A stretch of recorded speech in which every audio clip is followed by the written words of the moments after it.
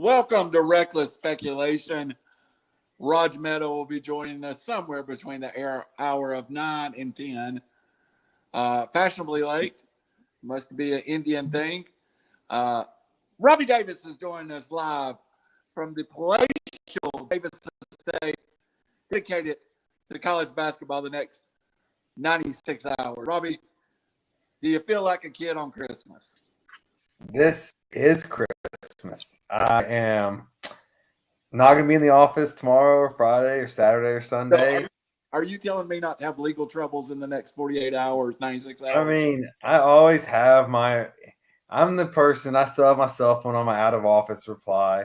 I will be available, but I will be at the bar, possibly a little intoxicated. So, very intoxicated if the Vols lose tomorrow. So yet to be seen. Nothing's a given. Nothing is a given. Nothing is as secure in the tournament as you think it is. Well, I'm sure we'll get to that. Brandon Chain, with his Ohio State stuff on, I think we've got you a little bit on the Vols side for the tournament, Chain. Now, I'm sure if the Buckeyes and Vols was to meet, you would switch teams in a heartbeat, but kind of on the old home team there. Yeah, so I'm excited as well. Unfortunately, Ohio State's not as good as I would hope at this point in the season, but that's all good. But yeah, I do place bets with my head, not my heart. So if Tennessee and Ohio State were to somehow meet up, I would be putting money on the Vols all day. Well, that's probably a good thing. But let's worry about getting there. Looks like Raj Mehta is trying to join us. He's gone. All right, he's gone. I was hoping actually Raj would join us for the next about 5 minutes. I want to talk about something real fast. The volume of text received to River City Media in comments. I will start with this. Today, as most people know, I work for the Marion Messenger part-time as their digital content sports guy. I do not write articles. So anybody that's ever read my text, please don't go there. I post articles from other sports sites. I posted Freddie's farewell to Atlanta, and I literally had a woman FaceTime me in tears saying, "Is this real? Is this real?" My cousin called me just wanting to know, is this real? Is it real? No sports figure in Atlanta sports history has been as beloved as Freddie, probably since Hammer and Hank, maybe Chipper Jones. Michael Vick at his peak was right there too. Dominique Wilkins. But my question to you guys, and we'll only spend a minute on this, is I'm just going to state some facts. The Braves traded for a Gold Glove first baseman that hit 31 home runs last year.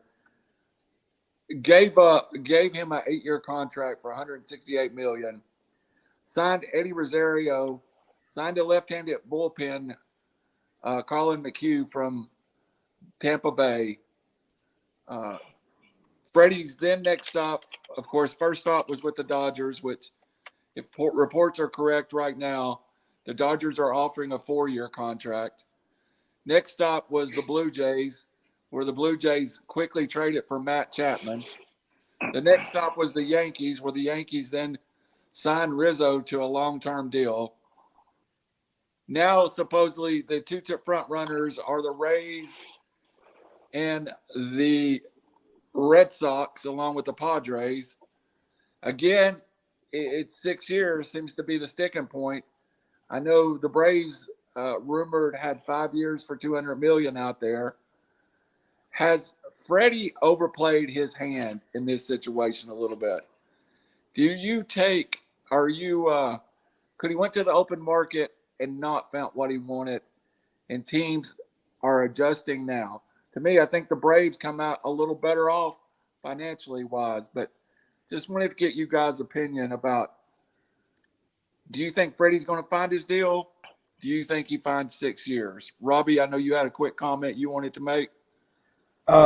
Yeah, I mean, so if I'm the Braves, I don't think they lost in this deal numbers wise, but I think they may lose trust wise. And what I Fan mean by that Yes. is everyone in that organization that's depending on them to have their back now all of a sudden has to take a step back and whoa, you all know it's a business. Everyone tells you that. But once you see it, then it's like, whoa, whoa, whoa, man. And are they looking out for me as much as I'm looking out for them? And so it's one of these may have won the battle and lost a war kind of things if you're the Braves franchise. I agree with that. And I also, the contract that Matt Olson signed with Atlanta with inflation is the exact same contract that Freddie signed 8 years ago. 8 years, 140 million. Olson signs for 8 years, 168 million. With I think the Braves are staying with the budget, but as a young player, you're getting bought out 2 years early. You get more money on the front side, but the years on the back side. It's 6, 1.5 dozen the other one. Chain, good take, Robbie. Chain, what's your take on the situation? I disagree a little bit. I think the Braves, offered a fair deal. I know he was searching for 6 years, but I mean, at his age right now, that's a tough contract to get out there, and obviously that's showing right now. But I think they did their due diligence with him and offered him a fair deal, and he turned it down. So he thought he could do a little better on the market. We'll see.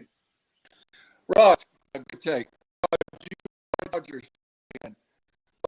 What is the word out of LA that offering a 4-year deal?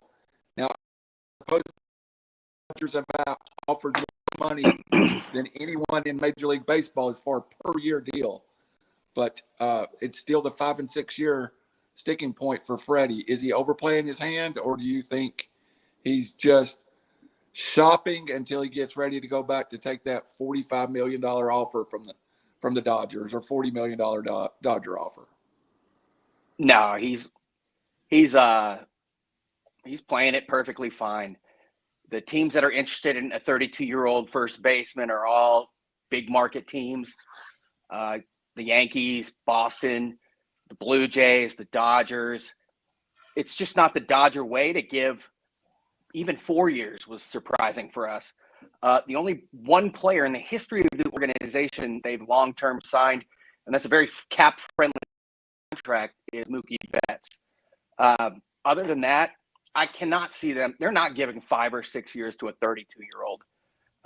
They just had Albert Pujols on their team, and the Angels signed him to a 10-year deal when he was 31. The Dodgers just don't do that. Friedman doesn't do that. Your GM is a protege of Friedman. There's a reason why Matt Olson, who's much younger, is he the contact hitter that Freeman is? No, but he can hit bombs, and he's a great first baseman. I mean, it was very smart. Side note, I can't believe Rosario only signed for 2 years and like $18 million. Seems that's unreal to me. No Yeah, kidding. that dude should have signed for like 4 to 5 years and $20 million a year after what he just did. But I guess he likes Atlanta, or Anthopoulos is just that good. But to answer your question, he's going to get paid. I don't know by whom. Of course, he wants 5 to 6 years, but hopefully he'll take 3 to 4, come home. Although his wife's from Florida, and he's from Orange County, and play for LA because Muncie is. We're not sure how he's doing. Did not know until this week. He has a Canadian citizenship. I guess that was the flirtation with the Blue Jays. Both of his parents are from Windsor, Ontario. So I guess that was the Blue Jay flirtation before the Blue Jays traded. I don't know if you heard, but the Blue Jays traded for Matt Chapman within the last few hours. So I think Vladimir becomes a full-time first baseman now, and they're probably out of. There's also the DH, the National League gives Freeman a lot of other options too if he just wants to be a hitter. He's not, though. He's too great of a fielder. He likes to be involved. He will not DH. If he did, it was just if he's dinged up. Admittedly, those were just words. I had no idea what I was talking about. It was actually accurate. It was actually I was just hoping y'all were impressed. I knew that the National League went to a DH. I'm not sure they actually are. You made me think about it. Are they actually doing it this year? I hope not. Yes, they are. We are. Oh, crap. It's universal DH this year. Marcel Ozuna is actually going to get fourth, and Freddie's like, from what I understand, Elson's going to get third. Takes away half the strategy. Double switches. I don't want to say too much. I want to say from my heart, and we'll be done with it. And I will later maybe get on here next week and talk about the trade. I hate it who the Braves gave up. Great young defensive talent. But, yeah, it would be a hypocrite of me to get on here and criticize Freddie Freeman.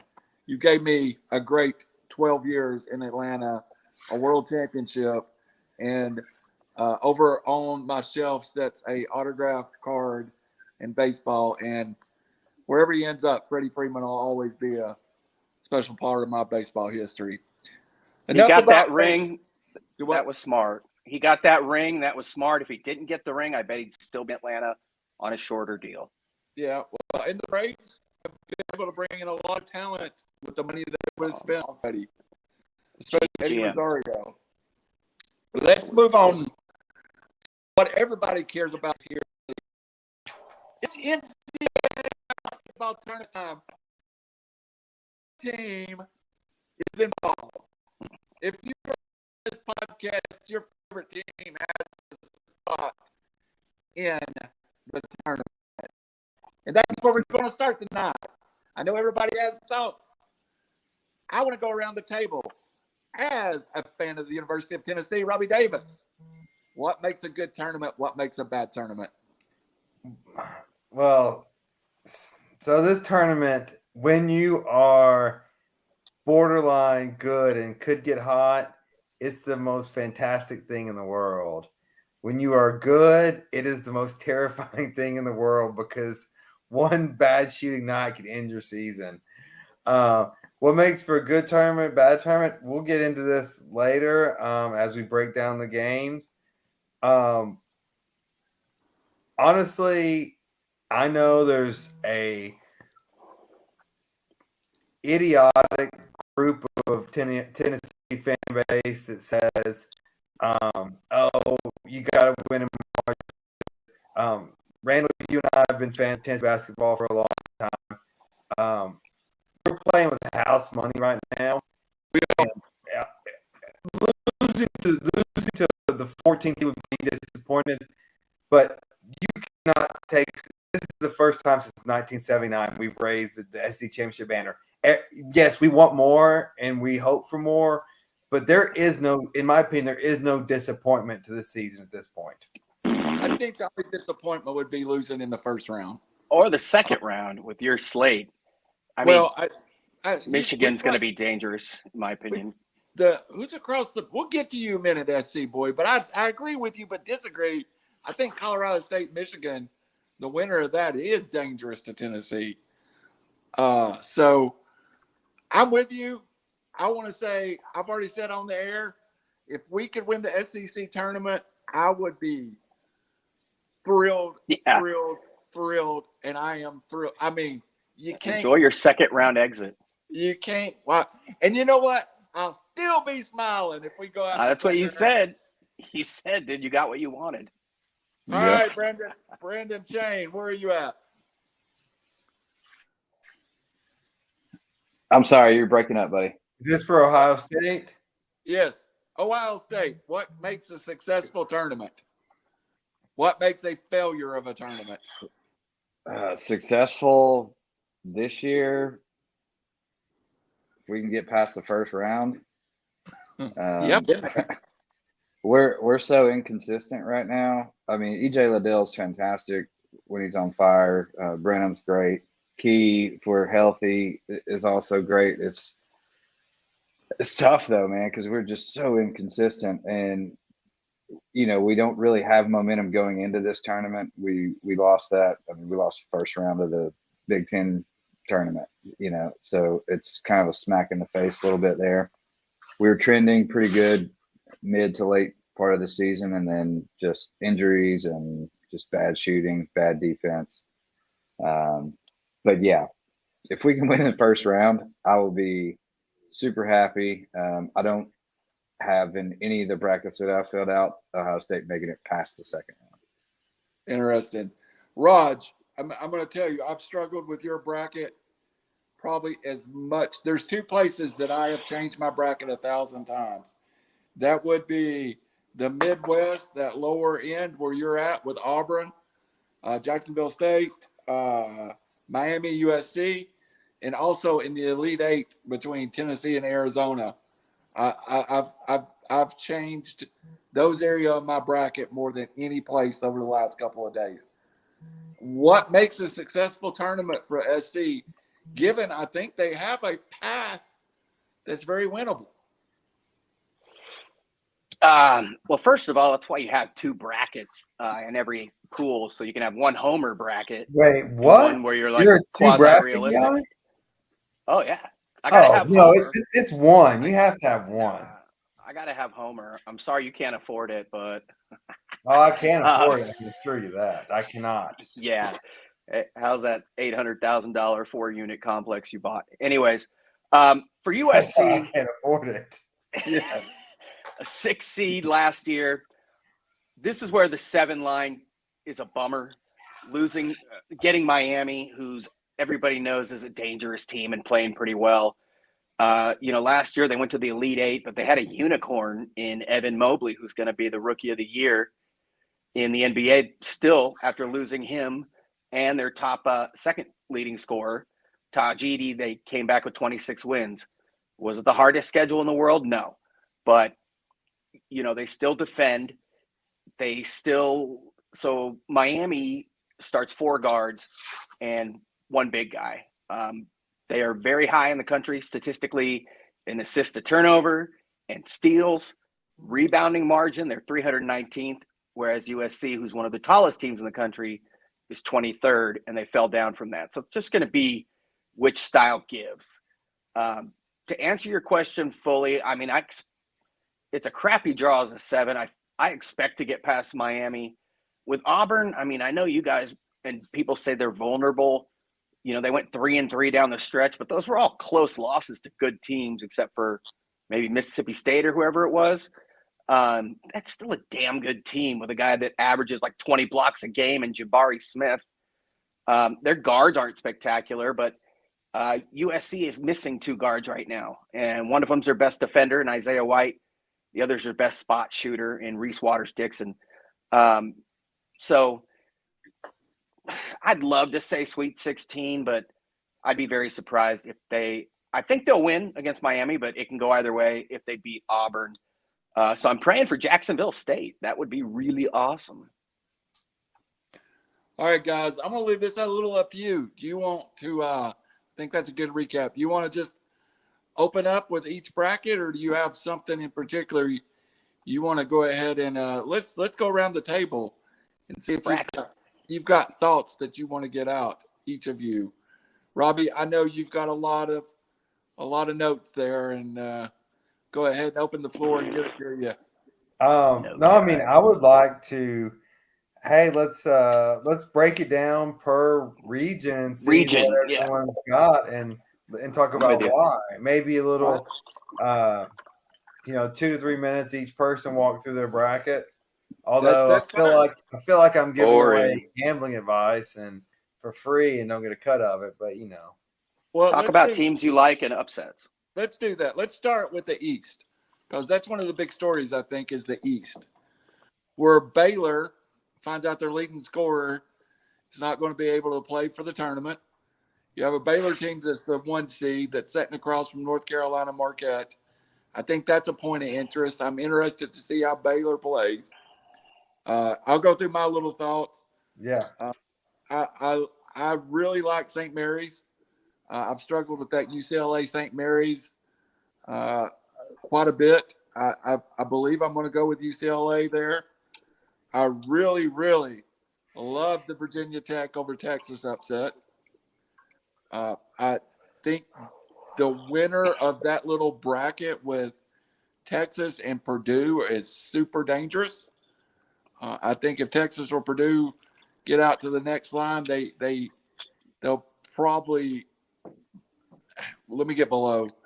Below, I really think the tourney committee got this right with Murray State getting a 7 down there. I think Kentucky's overseeded, but I really want to see that Murray State and Kentucky game. I want to say Kentucky gets out of that region, but I don't know if I saw a complete game from Kentucky down the stretch. So my bracket is kind of in works. I had Baylor all the way out to the Final Four. I've changed that in the last 24 hours with the breaking news and have them out now with UCLA. I have Purdue and Kentucky in the Elite Eight and our Sweet 16, and I keep switching back and forth. I like Kentucky there, and I guess at the end of the day, if Baylor is not Baylor, I do like Kentucky in that bracket. Kind of my thoughts. Robbie? So the 8-9s and 7-10s, that's where you'll gain a point here and there on your bracket points, but they're really irrelevant in the large scheme of things unless things go haywire. I've got Baylor winning 2.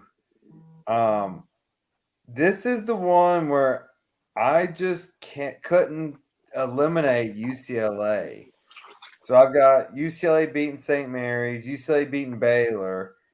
I also have Vautech beating Texas. I got Purdue advancing against Vautech, setting up a showdown with Kentucky, Purdue. That's one of these.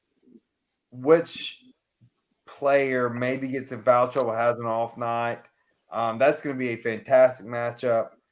Ultimately, I went with Kentucky, and I'm not sure why, because I'm kind of with you, Randall. I've watched Kentucky all year long, and I haven't really seen a dominant game, but I see the talent, and I haven't seen UCLA that much, but I've seen the box scores, and I've seen the talent they played against.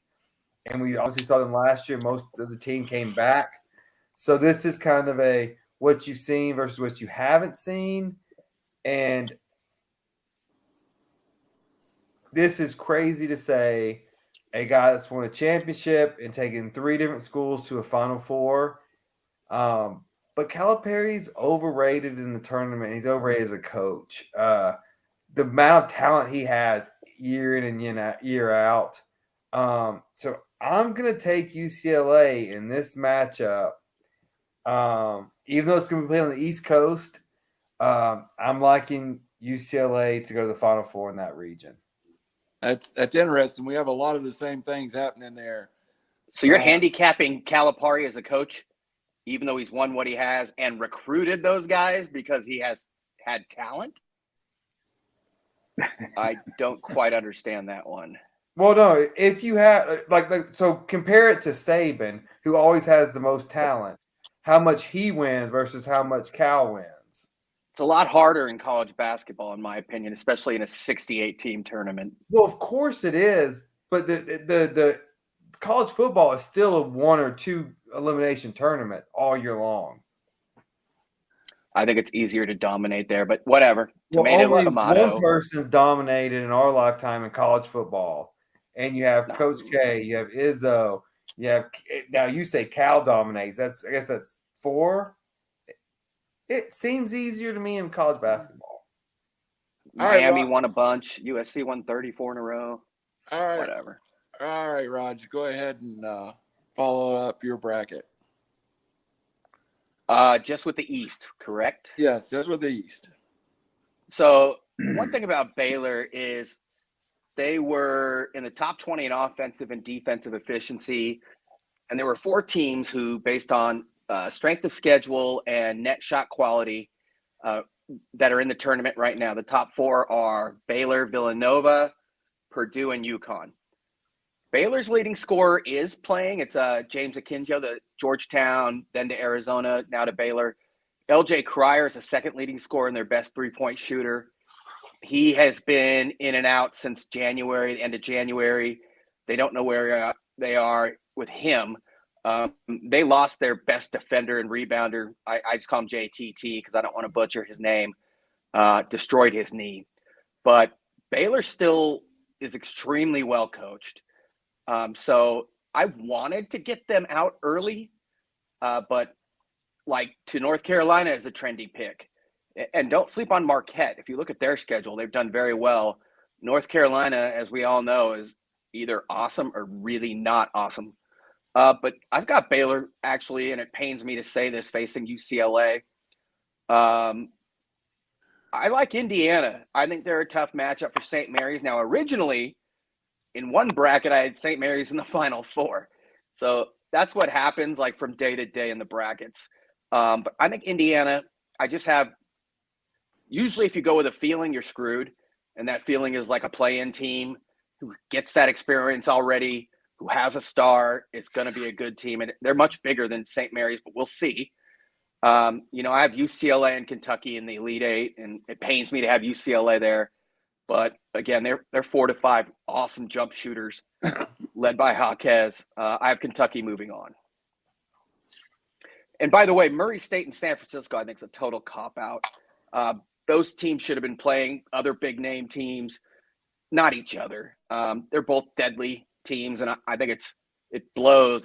It's going to be a great game, but I don't like them I don't want to see them face each other.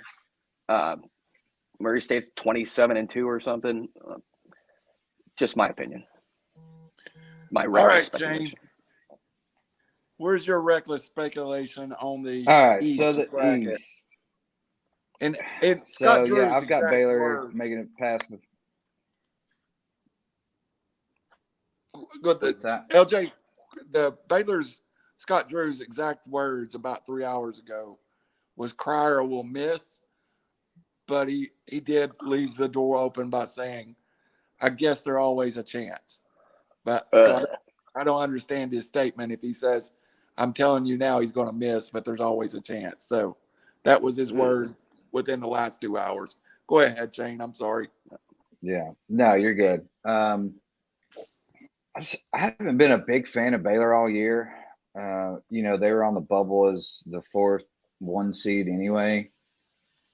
I've got them winning the first 2 rounds, and then I think UNC will be a close game, but Baylor will pull that one out.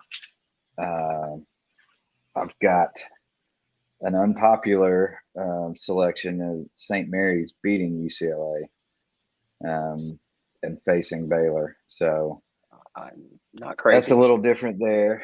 I do like Virginia Tech upset over Texas. And then facing Purdue, I struggled with this one a lot. Virginia Tech just seems like one of those teams that could just spring forward off that upset and, catch Purdue by surprise. So struggle with that one, went back and forth. I think I've got Purdue leading that one, and then Murray State. Again, I agree with Raj on this. I think they should have been playing some bigger names.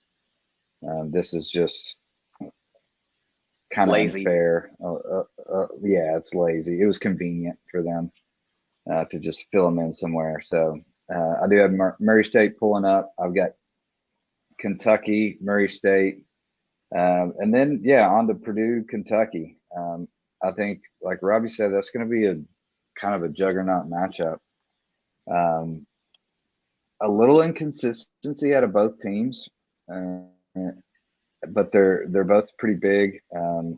Ty is, one of the best freshmen out there right now, along with a couple others we'll mention later. But they're, Purdue's got the length.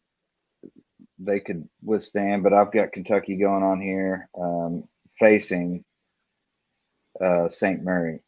St. Mary. Sorry, I got St. Mary beating Baylor, and then I've got Kentucky coming out of this bracket to the Final Four. Awesome. A little trivia question, because I'm going to have one of those in just a minute. Every year we get a 12-5 in the tournament. My 12-5's coming up in the next region we talk about. Does anyone remember who the 12-5 game was last year that saw the upset? Was that what was UCLA? They were 11. They were 11 last 11. year. They were playing with Michigan State. Okay. Every year, like, people pick 4 12-5s, but no, ever since I turned 21, I don't remember jack from 2 days prior. Well, we ought to remember it because Brendan Goff's with their coach, and Robbie and I attended the college. Last year's 12-5 was Oregon State. Right, Oregon State. Over Tennessee. Yeah. So, Elite 8. Yeah. That had to hurt. That was quite a run. It was awesome. And it's crazy. They were returned everybody but one starter, and they're 3-28 this year. Yes. Only Ethan Thompson didn't come back. Awful. All right, guys. They played USC tough both games, though. I mean, one went to overtime. They're a good matchup for SC. They're big, and yeah. Let's get to the other side of that bracket out west, and I'm saving the Tennessee side and the USC side for later. Yeah, save the South. Yeah, I have for last. I have Gonzaga. Yeah. I have Gonzaga, Memphis. Gonzaga beating Memphis, but Robbie's got me. The more I look at it, the more I want to pick that because I hate Gonzaga, but I did bring Gonzaga out. My 12 seed that no one else is going to be on, but I really love, New Mexico State over UConn, 12-5 upset, move New Mexico State out. My friend Austin, he's one of the better bracket players that I've played with, says the next game, I have Arkansas moving on, but he says Vermont is a real deal basketball team that could beat Arkansas. And matter of fact, I'm looking at his bracket. He has my pick. Vermont moving on. So I'm predicting that bracket's going to bust there for a lot of people. Alabama versus the play-in player. I want to run around real fast and I don't have a grip on Alabama. I know at the first of the year I said Alabama was my sleeper team. I just don't feel like Alabama's playing well now, but I love Nate Oates. And, Robbie, we're talking about maybe sometimes Cal is not as good in game as we like to give him credit for. Well, I think Nate Oates at times can be not as good in game as we like to give him credit for. So, So real quick, Alabama could finish anywhere on this bracket, and I would say you're not crazy. I have them out with the play-in game. So I have Alabama out. I do too. This bracket, I've got some crazy stuff going on. I have Texas Tech over Montana State. I have Davidson beating Michigan State. And I have Duke over Cal State Fullerton. I have Davidson over Duke, Davidson to the Sweet 16. I have Texas Tech over the play-in plays. So I got Texas Tech and Davidson out. I have New Mexico State and Arkansas. Again, I'm sure some of you are going to have Vermont out. I have Arkansas to the Sweet 16. I have Gonzaga beating Arkansas. I have Texas Tech over Davidson. I have the Texas Tech, Gonzaga, Elite 8. And I have the Zags beating Texas Tech. Even though my heart is not fully in that one, I really like Texas Tech. So who wants to go first in that bracket? Robbie Davis, you got yours ready? Yeah. Zags obviously got Memphis going. I don't buy into I think this year we're going to see as few of first round upsets that we've seen. I think the upsets are going to come in the second, third round. So I've got UConn, Arkansas, Alabama, Texas Tech. I do have Davidson. I have Duke. Then I have, as much as I talked on Sunday about Memphis is going to beat Gonzaga, or Gonzaga. I was calling the Zags. I've backed down. I'll take the Zags to move on. I've got UConn setting up a tough matchup. Texas Tech, Duke.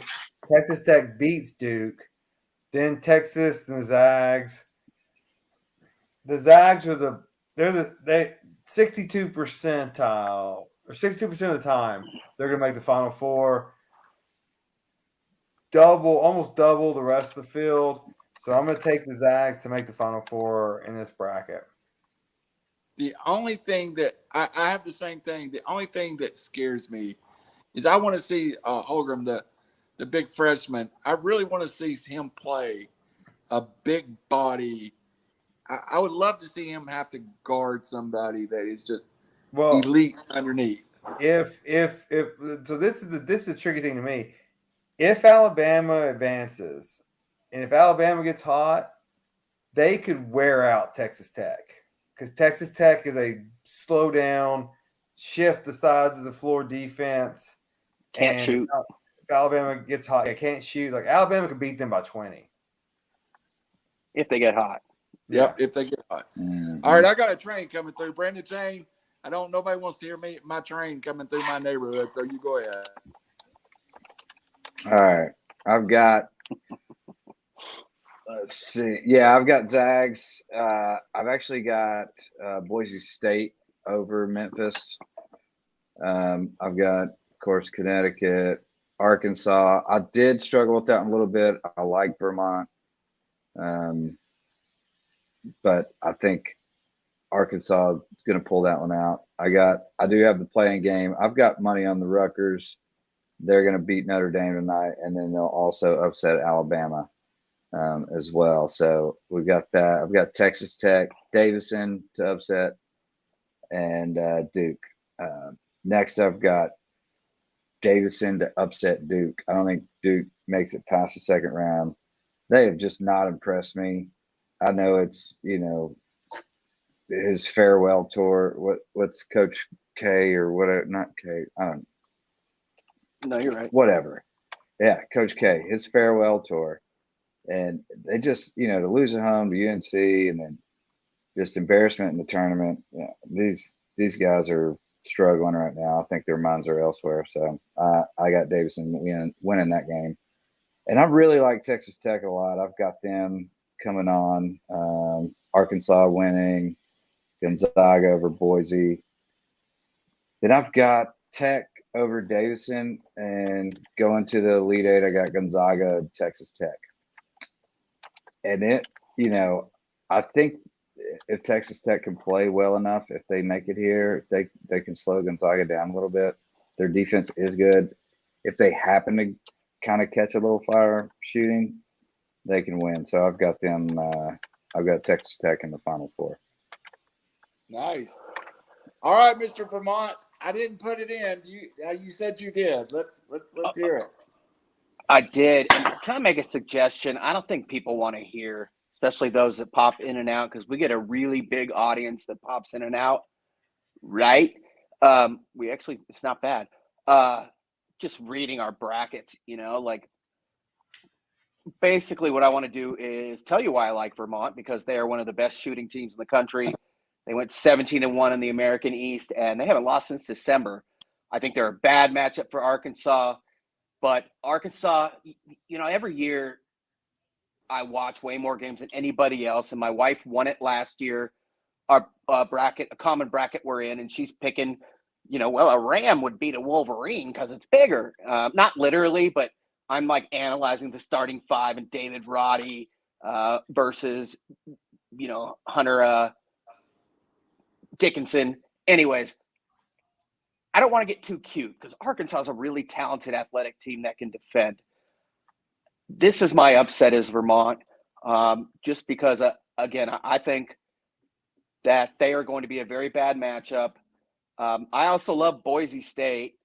I've said it before. I think they're way better coached than Memphis. I don't think they put it together.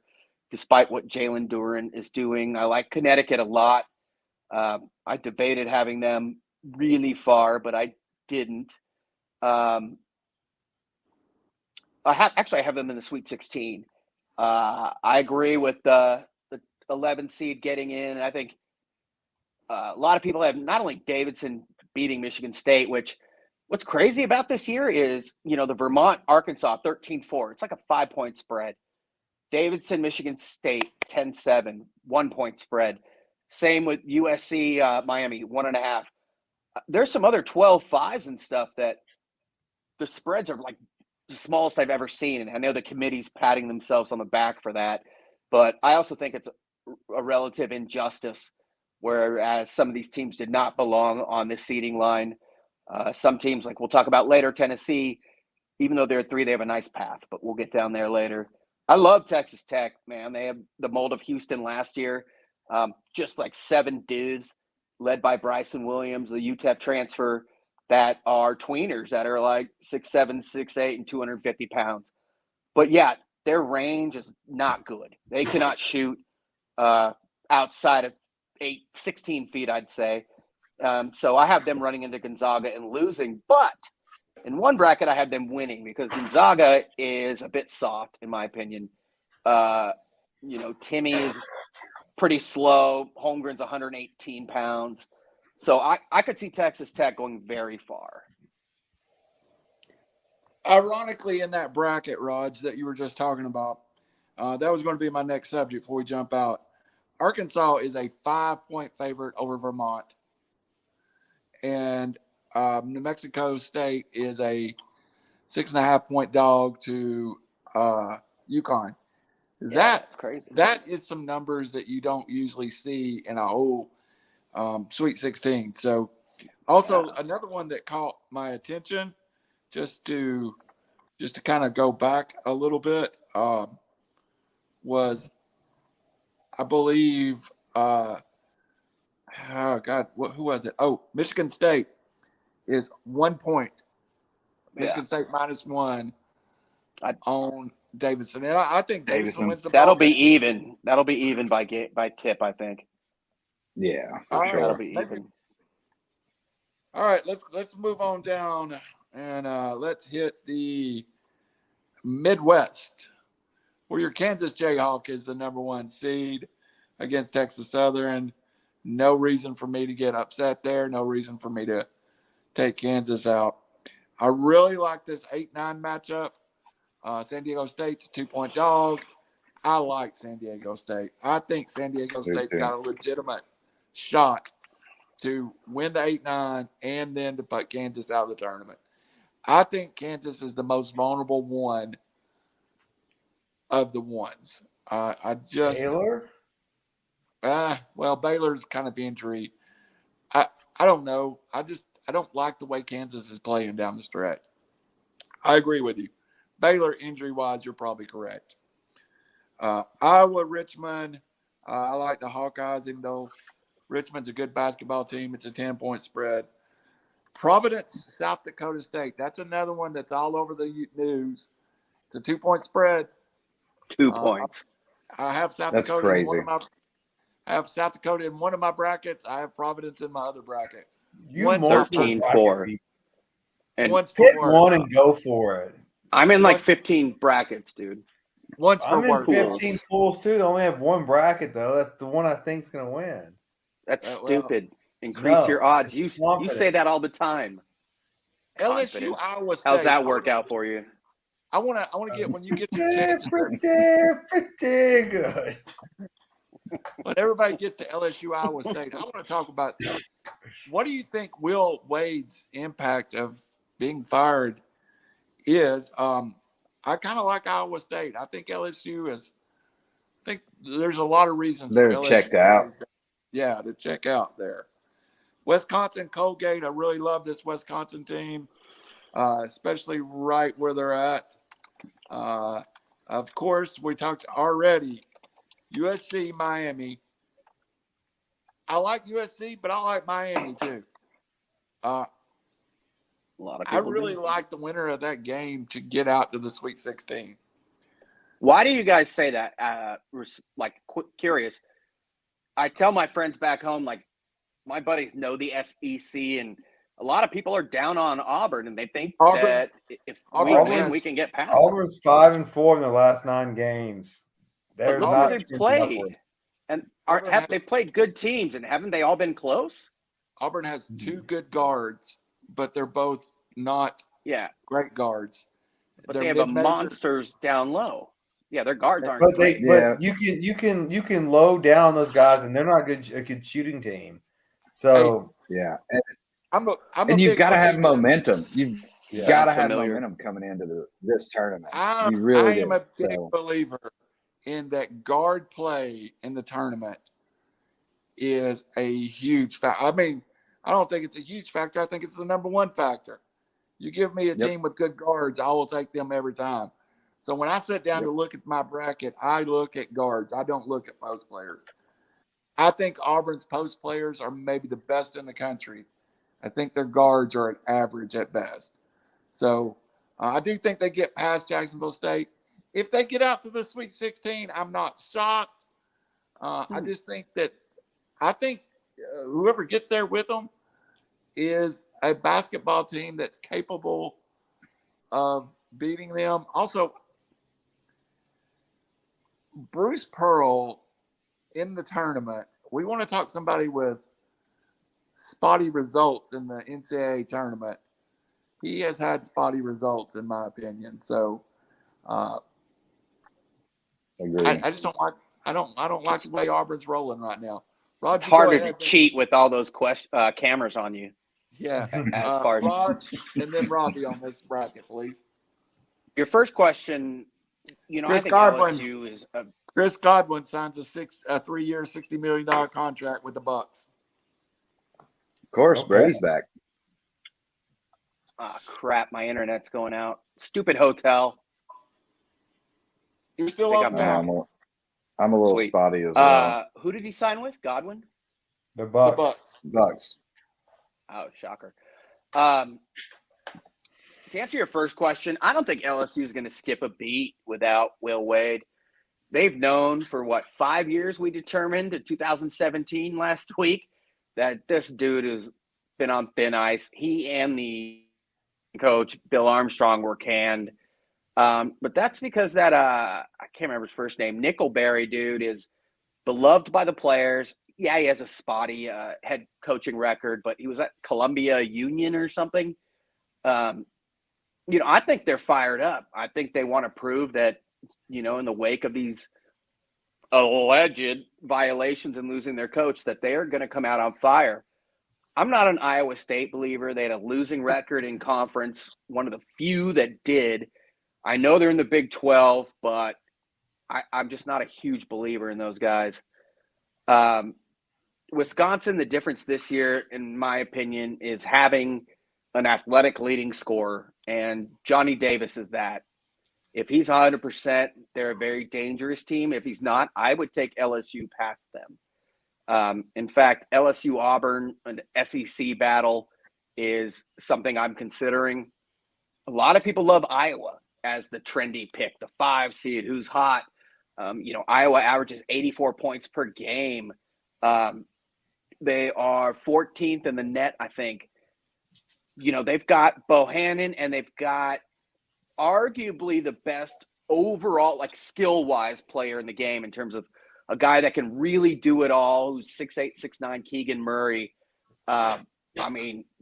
Defend, handle the basketball, pass, shoot. He's athletic. He's Jabari Smith's amazing, but he is also a 6'10", 6'11" guy who's phenomenal. Don't get me wrong. I'm not chastising him for that.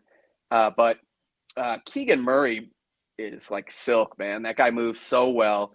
And I think it'll be a tough matchup for Kansas.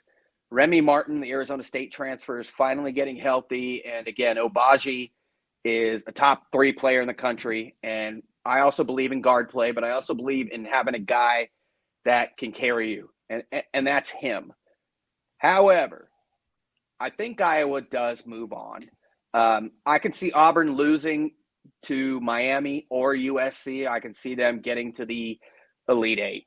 You just never know. I feel like if they win the second round game, then they're coasting, at least for like another weekend or two. I like South Dakota State. That's one of the few upsets. Providence was as high as like number 8 or 9 in the country. They've been struggling big time. Now they're a typical Ed Cooley bruising team, but South Dakota State is deadly. 30-4. They can stretch you. They move the ball. They don't turn it over. Them versus Iowa, if that happens, the all-white guy matchup, am I allowed to say that? That'd be a good game, but Keegan Murray would be the difference. So don't sleep on Kansas. I think they're kind of a trendy pick to – sometimes we get through our brackets and we're like the Sweet 16 or Elite 8. Well, I can't have this many number ones moving on, so I think these guys are going to lose. At least I do that. But Iowa's a 5 for a reason. They don't defend well. However, one bracket I have Kansas winning it all. The other I have Iowa losing to Arizona in the Final Four. Interesting. No. All right, Robert Davis. So, if you are going to look back on April 7th or April 8th, or whatever it is, and you're going to say, man, who won all of our challenges? You're going to look at this region and say, whoever did the best out of this one is who's going to win. So according to Ken Palm, Kansas is number 6, number 1 seed. Auburn is a number 10 overall is a 2 seed. Iowa at 5 is a 13. You got Providence at 4 is a 49. Wisconsin at 3 is a 33. This thing can blow. USC, I've went back and forth.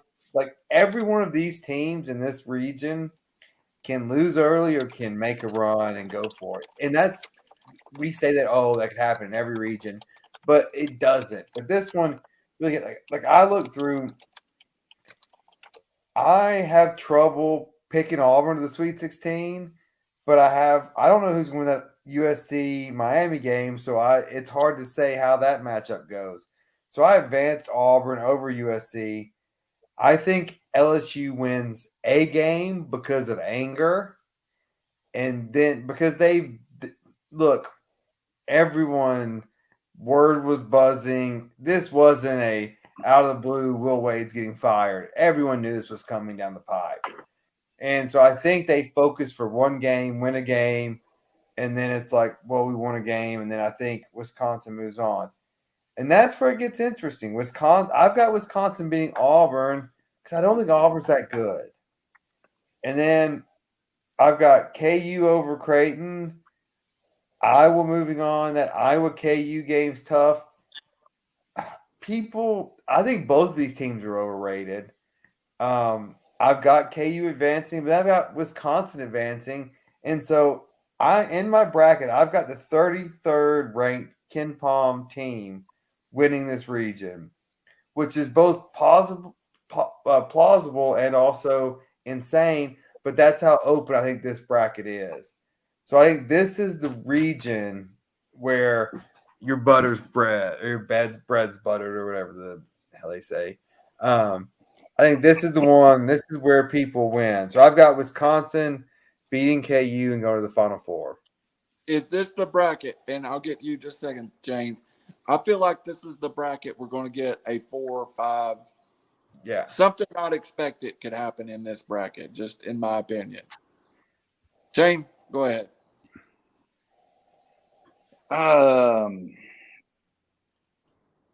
Yeah, so this is a hard one, and I've gone back and forth, and even when I look at it now, I still might change what I'm gonna change mine submit tomorrow. Constantly. So I like KU, obviously first round. I like San Diego State a lot. I've got Iowa, and then I do have South Dakota State Jackrabbits over Providence. I think that's the big upset here. Those guys are on fire right now. Another buzzer beater shot to get in. LSU, I just think they're done, man. I get your point, Robbie. I just think they're done. Like I think they have nothing really to play for this year. Everyone's checked out. Iowa State, I think, wins that one. Then I've got Wisconsin over Colgate. I went back and forth with the USC Miami, and ended up taking Miami out of this one, but it's really a coin flip. It could go either way. We talked about this before, but man, Miami's a dangerous team, and this could be one of those kind of just bad 7-10 matchups. Auburn obviously advancing. I've got Miami beating Auburn in the second round. Again, I just don't like what they're doing as of late. I don't like how they're playing. I think you've got to have some momentum going into this tournament and consistency. So I've got Miami going on, facing Wisconsin, and then that's where it gets a little tricky. So I've got KU, I've got Iowa over San Diego State, or South Dakota State, sorry. It gets a little tricky there, but Iowa's on fire right now. I think Iowa advances. I've got them going to the Final Four, making it out of this region, facing, we'll see, to be continued in the South region. So is this the first region we all have different Final Four teams? Yeah, and I Yeah, can make this is the wild card region. I It is. I think two of us said completely. Iowa. I can make a case for 4 different teams in this region, maybe 5. I could see. Kansas. Yeah, I mean, everyone's picking Iowa. Iowa. Kansas, Iowa, Wisconsin. Wisconsin, USC, I mean, Miami. it could be USC or Miami. if I think Miami they've gets got a past- really good shot coming out of here, whoever wins that game. If I their just went with four-guard unpopular lineup gets opinion in past Miami. those trees, they'll keep going. I think Auburn's the weakest 2 seed of the whole bracket. Really? A lot of people say Duke. I think Dude. the 2 overall is weaker than the 3, and I just my opinion. Yeah, I agree. agree. I absolutely. agree with that. Yeah. Tennessee Good and Texas observation. Tech are proof alone.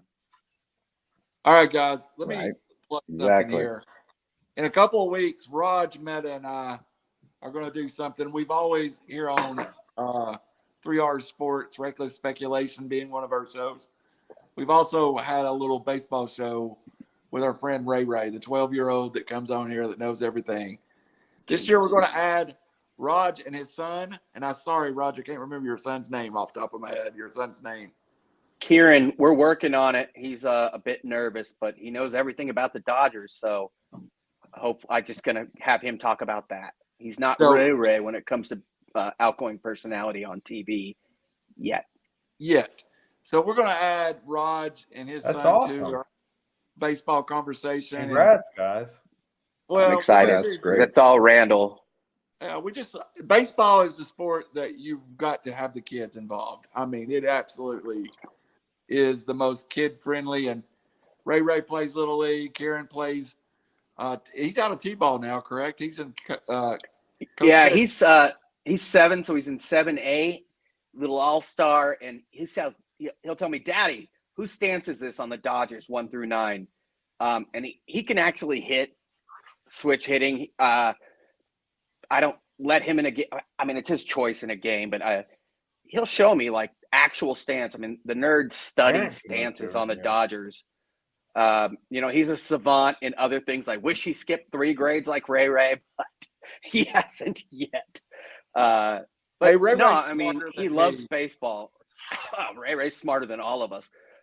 He loves baseball, and that makes myself and my wife, who's a big Braves fan, really excited. And you're right. We have to focus on the youth when it comes to baseball because Major League Baseball isn't going to do it for us. Dum-dums. Yep. So we're excited about it, and we'll get the dates out there in the future and get it advertised and get some things done. But let's go ahead and head to the South. And in the South, I want to talk about something before we get into predictions. The South point spread. Oh my God. Seton Hall, TCU 1 point. Houston, UAB 8.5. UTC, Illinois 8. Colorado State, Michigan. Michigan is 11 seed, is a 1 point favorite. Tennessee, Longwood, it's ridiculous. Ohio State, Loyola of Illinois, pick 'em. And then Villanova, Delaware, 15.5. They are a lot of talent between 3 and 14 in this bracket. And the reason I brought up the thing with Roger's son, my friend Michael Smith's little girl, shout out Blakely. Her bracket has UTC playing Chattanooga or playing Tennessee to go to the Final Four, and she's 8 or 9, so she's a true Tennessean. Yeah, she brought in, which is where I'm at, Rob. By the way, Tennessean in Knoxville. It's a wonderful hotel. I haven't been there yet. It's nice. Our wedding host where we stayed was next door in the Holiday Inn. The Marriott.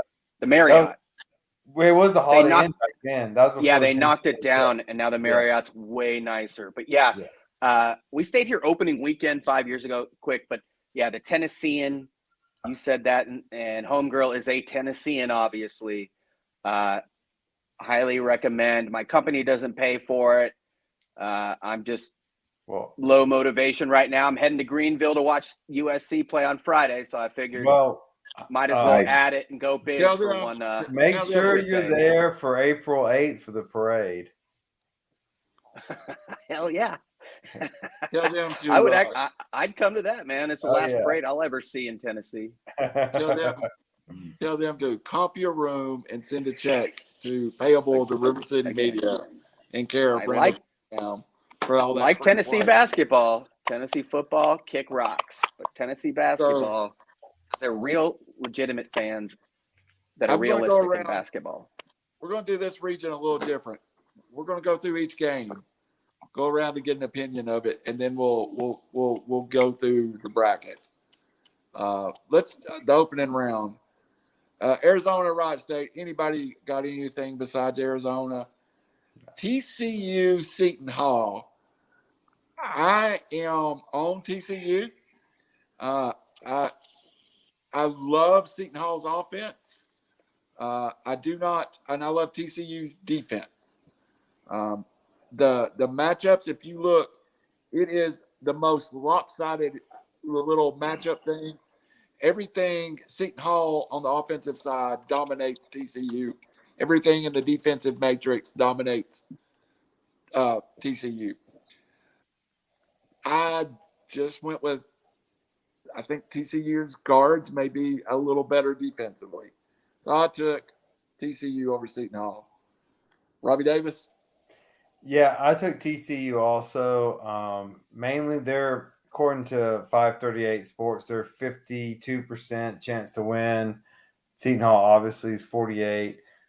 TCU's 10% to get to the round of the next round. So, I just took them basically. I mean, I think they're in a better conference, so they're better position playing against tough competition. But I mean, these 8, like I said, these 8, 9, these are just gambling games. They don't matter on your bracket, but it's nice to pick up a point or two. All right. Raj Mehta? No, entirely agree. Chain said it about teams coming in hot, which makes me nervous about Miami versus USC. But TCU's been winning. I think their only loss is to Kansas the last few weeks. Very similar matchup. You know, you got two good guards on TCU led by Mike Miles. They still have Eddie Lampkin, who's been there 20 years, I think. He's actually a sophomore, but he looks like he's old. He's a 6'11", 270-pound dude. Seton Hall Trish is kind of in the same mold. But TCU peaking at the right time. And that also includes Chuck O'Bannon Jr., former Trojan, now a transfer, who's playing pretty well. Also, Ed O'Bannon's his uncle. And Charles O'Bannon, his dad, were on that 95 UCLA team that only Randall and I were alive for. Yes, but anyways. I won the bracket that year thanks to my UCLA run. I hate UCLA, and I went up and partied there because we were bored in San Diego. Yeah, I like TCU, but it's one of those games where, I'll be honest, I try to study things, and that's where I get in trouble. But I've watched Seton Hall early in the year, but I have not watched them lately. And so I'm going to reinvestigate this game, if you will. They're All right, 39-40 in Ken Palm, so they're right next to each other. Right Yeah. next to each other. Yeah, it's pretty much a pick 'em. But like you guys said, number one important thing coming into the tournament is good guard play. The number two important thing coming into the tournament is momentum. Give me the team with momentum. I got TCU all day. Seton Hall's all guards, though. All Yeah, guards. Both factors. I like the momentum kicking in right here. It's an absolute pick. I agree. It is. Yeah, it's a coin flip. Next game is Houston UAB, and I love this UAB team, and I hate this Houston team. UAB has 7 players averaging 9 points or better.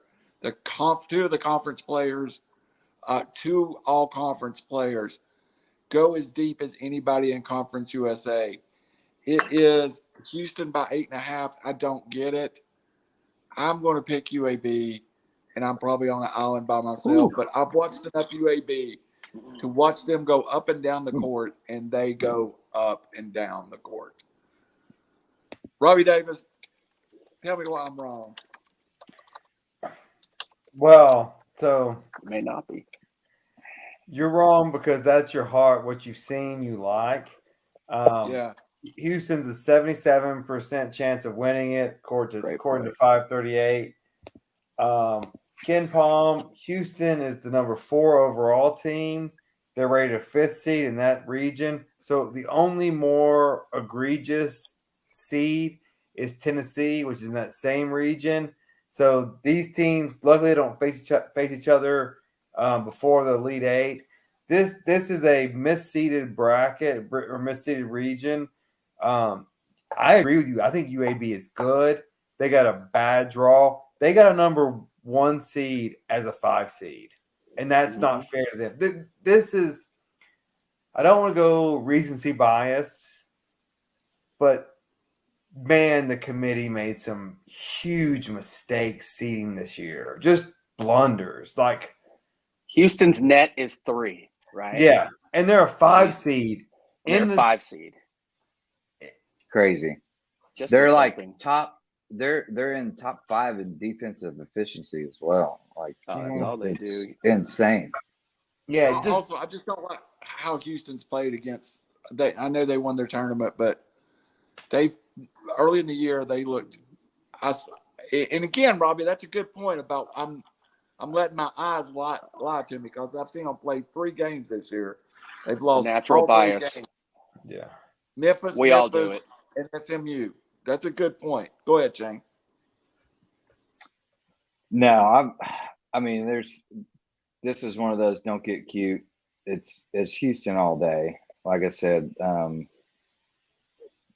top 5 in defensive efficiency. Little momentum as of late. Pretty decent guard play. I'm on Houston. All right, Raj Mehta. Same. Houston, I have in the Final 4 in one bracket. I'll probably put them in both. I forgot who the number 1 is in this region. Arizona. Well, that's why I don't have them in the Final 4. Never mind. They are losing in the Elite 8 in both. Because I love Arizona, but Houston's got 4 dudes. I mean, Kelvin Sampson may be dirty, maybe not, but he's an amazing coach. Last year Houston had a few bangers. This year they have 4 guys, I think, averaging above 10 points. Josh Carlton's a big, nimble center. Evan Mobley kind of changed that, it seems. But their guard play is outstanding. Fabian White is a forward, but he can do a lot with the basketball.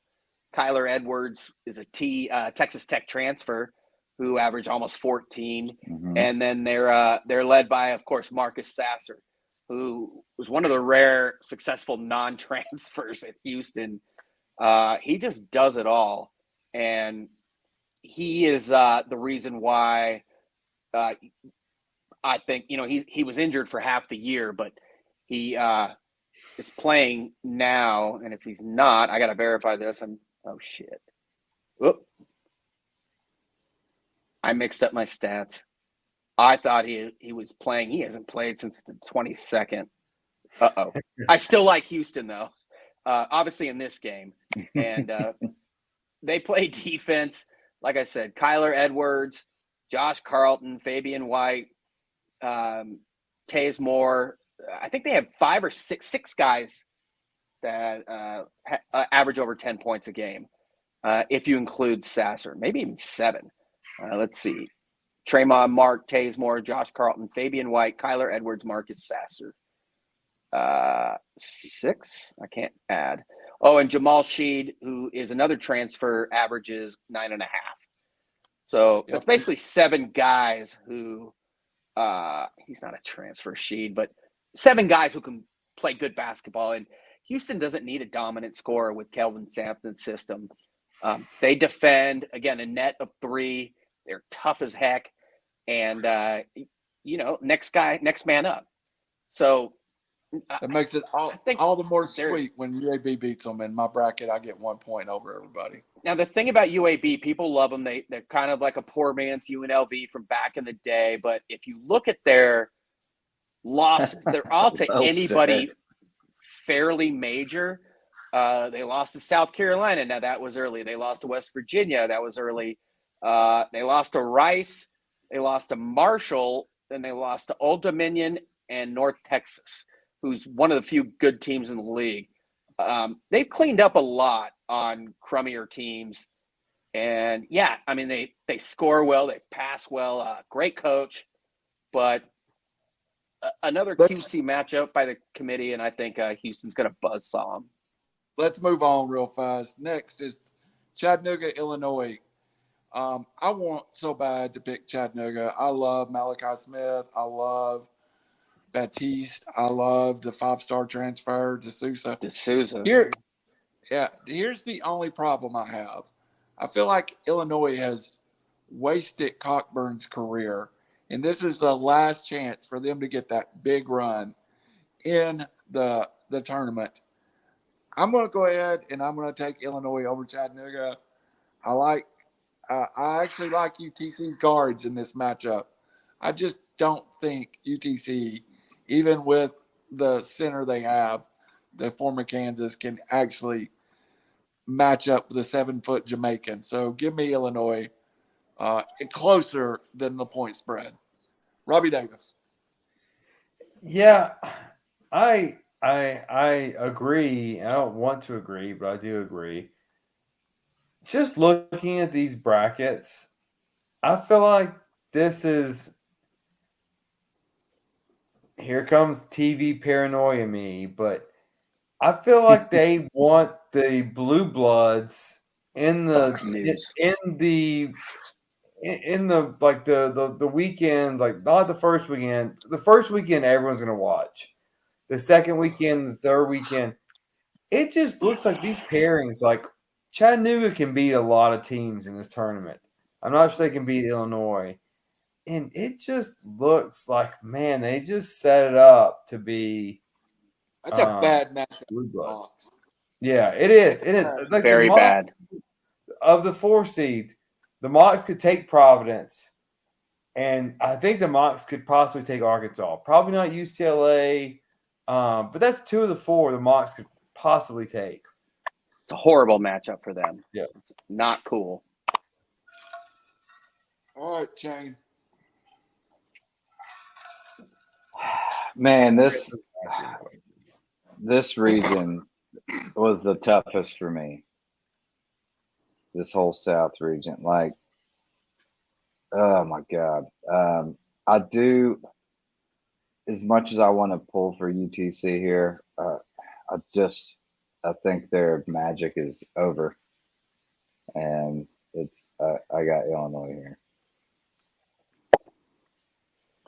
All right. Raj, sorry. My name is hard to pronounce. I'm just kidding. I hope you're feeling well, by the way. It's a horrible matchup for UTC.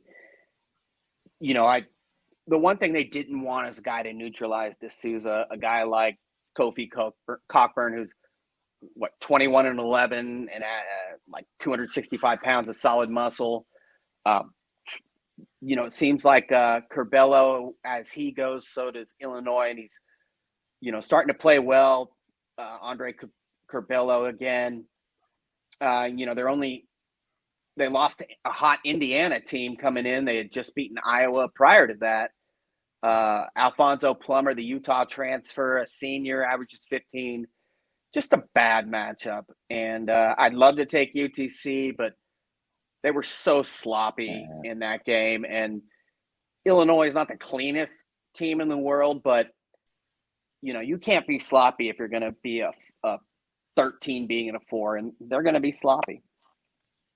All right, let's move on. I'm going to take Michigan only for the fact that I told you the week before the tournament they were getting in. So give me Michigan over Colorado State.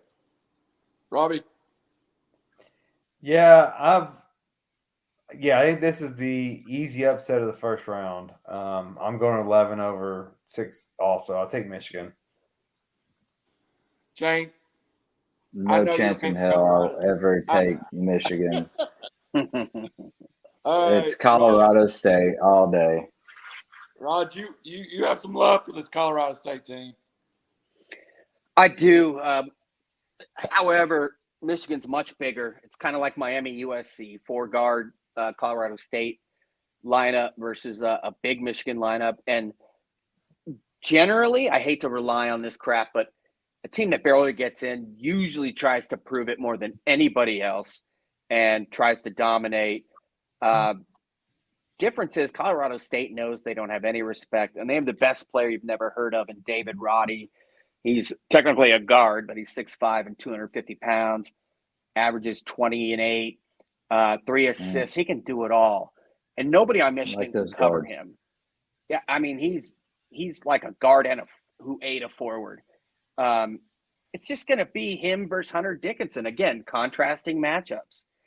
I want to go with Colorado State. And it's funny, in one bracket, I have Colorado State not only winning this game, but winning the next game, who we know who that's against, I think. Is that Tennessee? Bite your tongue. Yeah. So in one bracket. But in the other one, I have Michigan moving on and then getting murdered by Tennessee. Although I could see them beating Tennessee, too.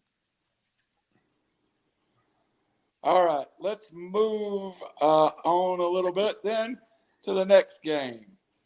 I hesitate to go first, but I will, just to let everybody know that is out there.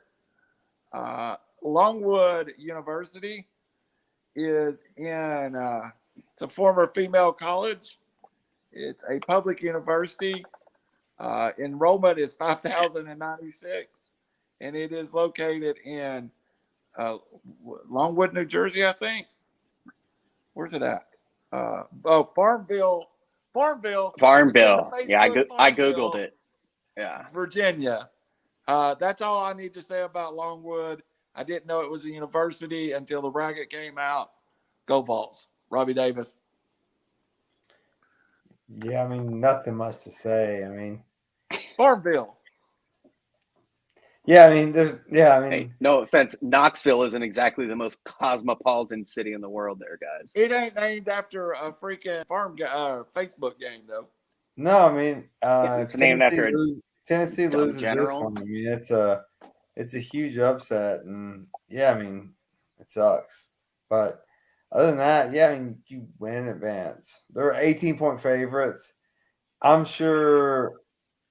Look, They're not losing this game. They're not yeah, I losing mean, this game. we have more 5 stars You look at sitting there than they've ever seen. the They've spreads got a lot on of muscle, big, though. you know, I think they may decisive cover. matchups like this at 3 or 14.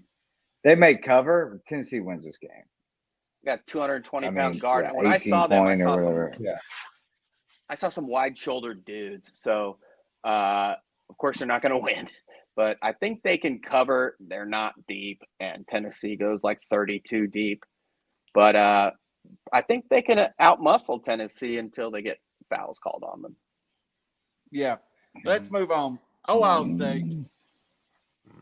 Here's my Ohio State pick. And I have been all over the board on this. I looked at both rosters. So, EJ Liddell is the best player on either team. But unfortunately, Sure. it seems like when EJ Liddell plays well, Ohio State loses. yeah, that's fair. It's very true. We've been injured as of Nobody- late too. If Key's Yeah. back, if he's not, and that's the key. Brenham's back, Pun intended. yeah. Yeah, Coin they're flip. hurt, Love man. that. They're hurt. Yeah, Coin they're flip. injured. It's a coin flip. I'm picking Ohio State just because I'm a. Flip side is the world likes everybody's picking against Ohio State. They love Yeah. Sister Jean. They've got something to prove, and they've got a great coach. And I wouldn't be shocked if they won, but I think most people are going the other way with Loyola Chicago.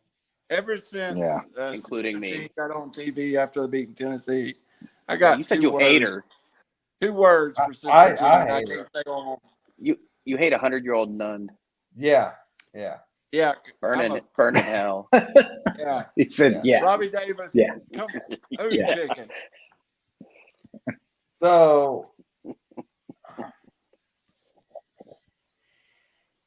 So down this whole bracket is Nightmare City. So It's the hardest bracket. yeah, let's assume we beat Michigan or Colorado State. We have lost to Ohio State in the Sweet 16 with a 22-point lead at halftime. We have lost to Loyola Chicago whenever our center got hurt and they went on a miracle run to the Final Four. Should have been us. Don't they play you guys again? The last 3 times we played them. So yeah, this is just like I just want to get past this. I just want to get like every game is a trap to me. We're better than all of them, but it's such a trap. It's so scary. So who I think was between Ohio State and Loyola Chicago. I think Ohio State's going to win. See, I like the path Tennessee has, but real quick, all those teams you name that beat them are bruisers. And everybody they're playing on the way to until Arizona, if Tennessee advances that far, which they really should, they're bruisers. Loyola Chicago, Longwood, Michigan. I thought as a 3, they got a nice road, but the committee's also getting cute here.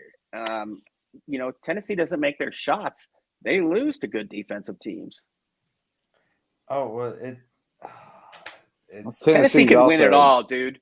Top They seven lose. defensive Round of efficiency. 32 to Michigan. This is the only time in my life that I felt like, oh my God, we could actually win it. And that's what makes this so stressful. Like I'm because you could lose. I'm worried about Longwood.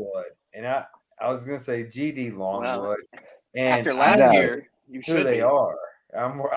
They might as well be the naughty running rebels for all I know. The dream team. So the last game, Villanova, Delaware. I've got, of course, Villanova over Delaware. Everybody agree? Yeah. Yeah. Nova. All right, so let's break down the top part of that bracket, and then we'll do the bottom half. I have Arizona over Seton Hall. I have Illinois over UAB. I have Illinois, Arizona, and I have Arizona advancing. Robbie Davis. So the top half, I've got Zona, Illinois. Also, I think Illinois is really, really good, and I don't see the magic that everyone sees about Arizona. I've seen them in person, and they weren't that dominant. It was early in the season. Granted, it was in December. That was not them. But I'm taking Illinois over Arizona. Credit. If that happens, my hype level will go to a new level if Tennessee still allow. All right, Brandon Chain, top half. I love Arizona. This is the toughest bracket for me. This is why I hate the 3 seed that Tennessee got, because I think, God, if they could have just switched Kentucky and Tennessee walks into the Final Four, no problem. Absolutely. Well, they get Gonzaga, but 100%. No, you're right. 100% They would. they walk in. This is crazy to me. You have Arizona top half. It pisses me off. They shouldn't have beaten them by 20 points in the freaking conference tournament. Yeah, I've got. Who would have thought? Yeah, I've got. If you lose the team, you get a higher seed. I've got Arizona. Seriously. Don't go to the bottom half yet. Just Illinois. I'm taking Arizona.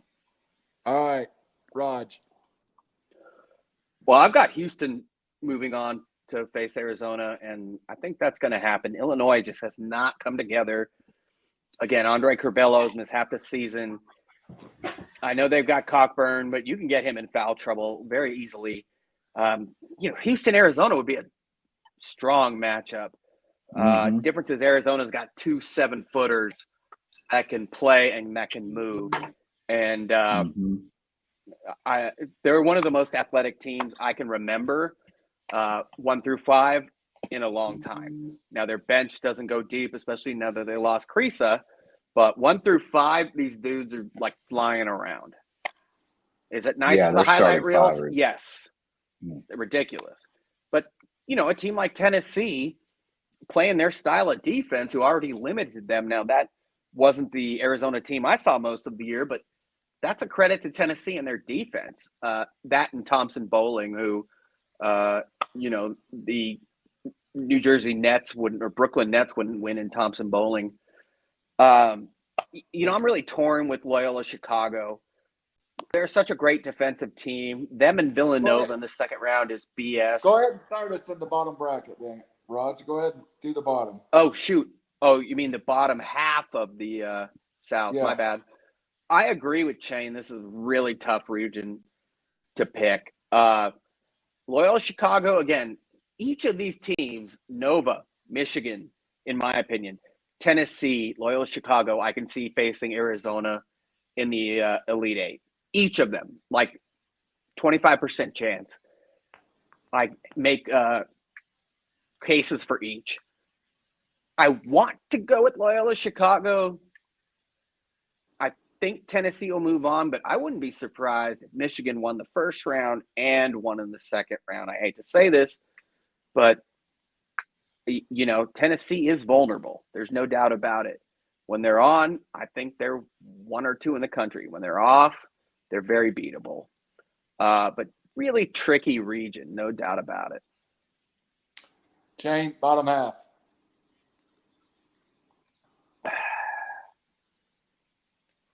Man, I'm taking Ohio State over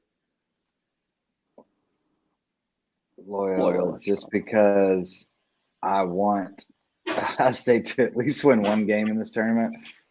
I got Villanova. There's no chance whoever wins, Loyola or Ohio State, is not making it past Villanova. And I do have Tennessee, Colorado State. Got Tennessee winning there. I got Tennessee beating Villanova and facing Arizona in the Elite Eight, this is my predicament. This is what kills me, because these are the 2 teams that I like the most in the entire tournament. And they ain't beaten Arizona twice, bro. They came to this point. Well, yeah, I mean, I've ran every scenario possible. So I get it. The Robbie, more you run, the Um, more screwed you are. I'll let you break Yeah. it down a little more, but I'm just going to say one thing here. Screw y'all, the Vols to the Elite Eight facing Arizona. What do you got in the bottom half of that bracket? You're Go so Vols. objective, Captain Host. Hey, we're going to the Elite Eight. Robbie. You got your SEC championship. Yeah, that's the reason I'm we're playing with we're house going. money. You're We're going losing to Sweet Longwood. 16. So Sweet 16, I've got Arizona, Illinois, UT, Villanova. I've got Illinois beating Arizona. Whew. I like Illinois. I think they're really good. That's a tough conference. The Pac-12's players. weak. And then I've got They're top heavy. top heavy is a fancy word of saying weak, but I like it. My wife wordplay. is top heavy. What do you? Oh, never mind. So I've got UT finally breaking through against Nova, I'm so dead for that. and Yeah, we are. I can't believe I'm gonna act. And I've never predicted this, but I've got UT in the Final Four. All right, so let's get to our Final Four. Very I'm going to plausible. round this out. This is all I got to say. I think Gonzaga gets to the final game. I think Gonzaga is the best team on that side. I'm going to put a caveat on the other side of the bracket. I have whoever wins Tennessee and Arizona, and I predicted Arizona in my bracket, I think wins the national championship. And that I is agree. orange-colored glasses talking, whatever. I think Arizona is the most talented team in the country. I think Tennessee defends the best in the country. If they I've beat heard- Arizona, they're flying and they're not losing. I've heard all the, 100% agree. all the The winner of this championship is coming out of the South bracket. No, I can no. promise that. the I winner actually agree of with that. Arizona, Tennessee plays Gonzaga for the national championship. My bracket, with if the you champion. read my bracket right now, it says Arizona beats Tennessee. My final game Randall, is who are your Arizona. Final Four? Randall, who are your Final Four and champion? My Yeah. final four is I gotta pull my bracket back up, Robbie. Brandon, in the meantime, why If don't you don't, say if you your don't know final this four? by now, if it's not tattooed in your mind, you haven't studied enough. I don't know, I man. have- I flipped. I've got it. Final Raj, four. you have 15 brackets. I wouldn't expect you to know. my final four. I have You have henna tattoos. South. Oh, I damn. have Wisconsin. Is that a racist comment? I'm Indian. No, Wisconsin. you can just take them off when you don't like them. Like Racist. Wisconsin. Racist. Wisconsin, Trumper. Arizona, Gonzaga, and I'm gonna give. I had Baylor, but I'm rethinking that a little bit, and I'm going to go with Purdue. So Purdue, Wisconsin, Gonzaga, and Tennessee, or Arizona. Tell me why Wisconsin. I can see the I other just- three teams, but tell me why Wisconsin. I just like. I don't know that I like the other three teams. I like Wisconsin then. I have Wisconsin also. In the Final Four? Yeah.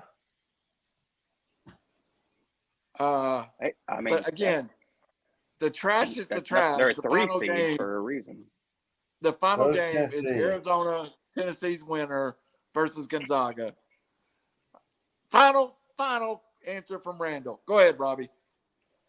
My we'll save you final, for last. my final. Brandon Chain. Oh, okay. Brandon Chain. I'm gonna let you and Robbie go at it a little bit. So Final Four, I've got Tennessee, Iowa, Texas Tech, Kentucky.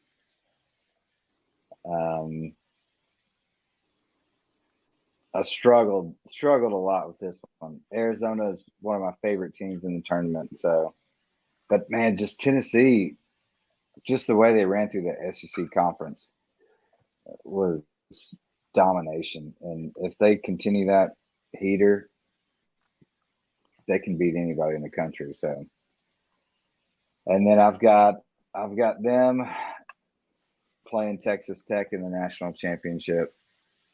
and I've got the Vols winning that game, which is insane and pains my heart to say it, but I go by what I see in stats and a little bit of luck. I think these guys can do it. Hey, it's like this. We're playing with house money. We got the SEC championship that I've smoked highly. Only desired. according to you.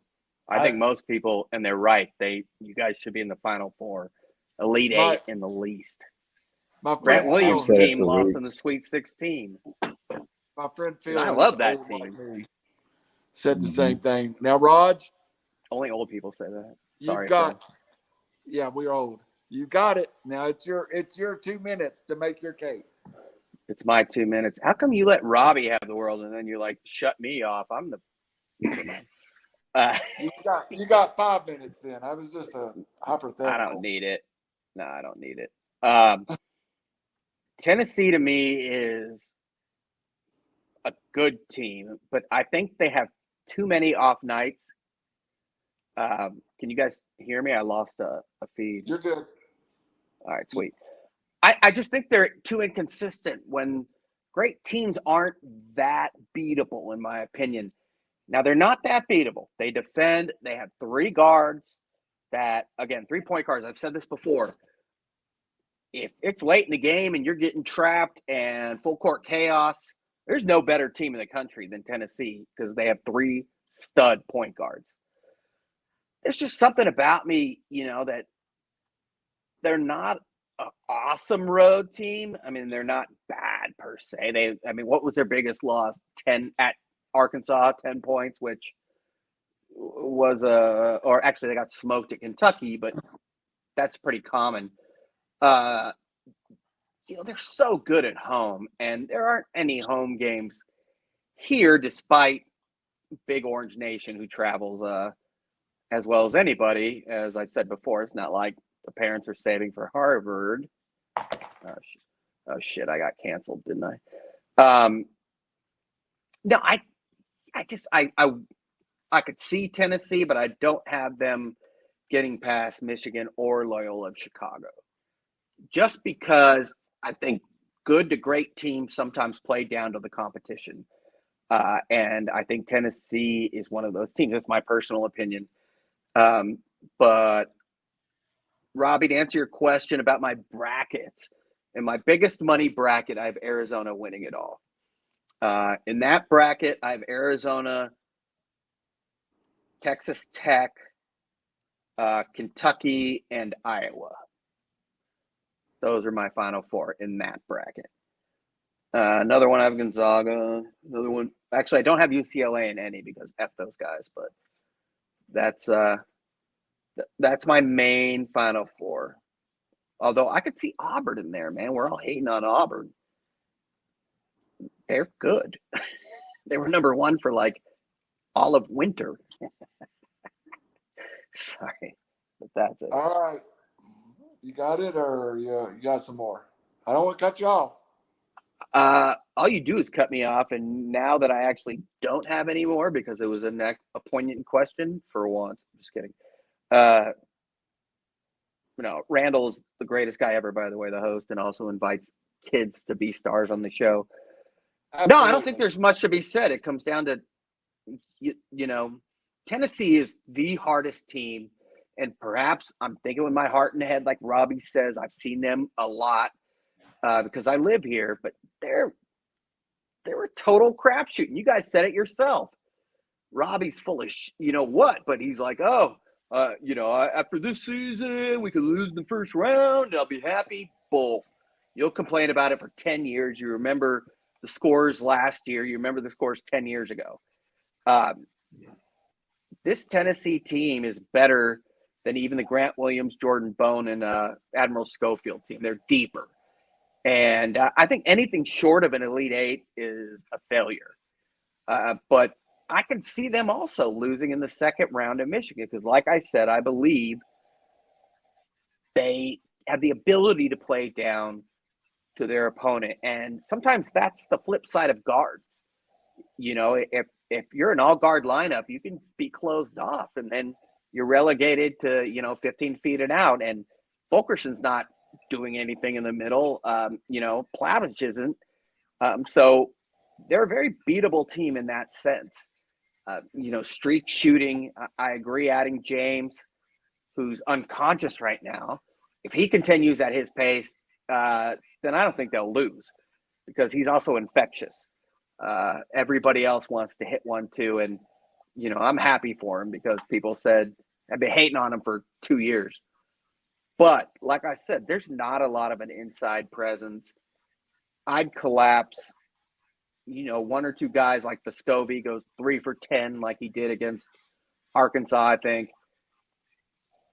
There's just a lot of loopholes, if you will. So, again, I see Arizona, right? Arizona's in that bracket.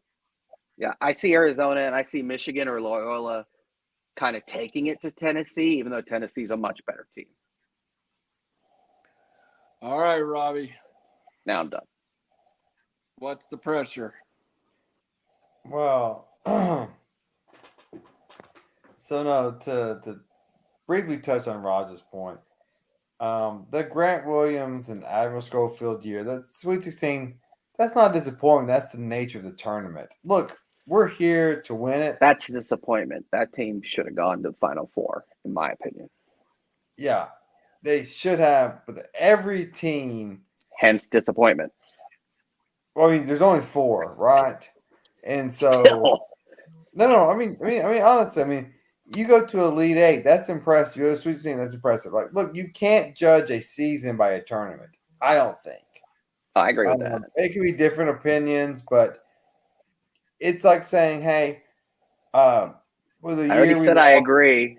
Move on." To Kyle Alexander. Oh yeah, you're one to not beat a dead horse. Just kidding. That's the as I'm Indian, Native yeah. American, my middle name is Dead Horse. Yeah. Thank you very Sorry. much. I could just take it a lot slower and be Yeah, like, that was racist. this is what I think. But anyways, That's all I do. So what I got here, You son of a- Tennessee's gonna win, and we'll see what the second round matchup is. Villanova scares me,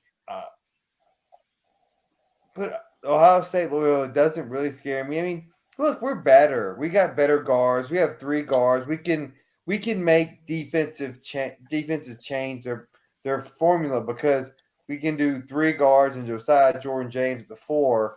And so you've got to change or else it's going to be automatic offense. Yes, we can go cold, and that's the nightmare. The nightmare is that Villanova game or that Texas Tech game. Like, oh, my God, you can't shoot.